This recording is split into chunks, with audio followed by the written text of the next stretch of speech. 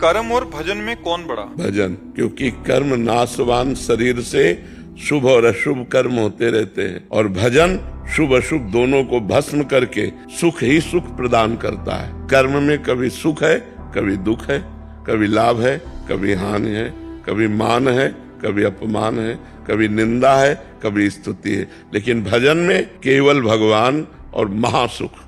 कर्म की ताकत नहीं कि अविनाशी पद प्रदान कर सके, भजन की ताकत है कि वो अविनाशी पद प्रदान करेगा।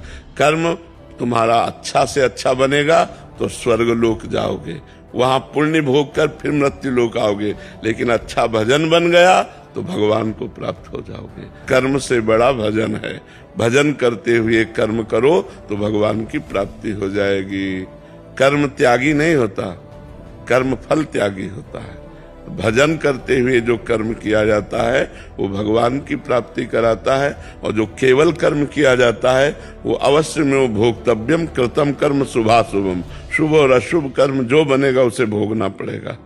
और भजन इन भोगों का विनाश करके भगवत प्राप्ति करा देता है। जो नाम जापक को सुख मिलता है, जो नाम की महिमा है, वो स्वयं भगवान नहीं वर्णन कर सकते। भजन की समानता कर्म कैसे कर सकता है?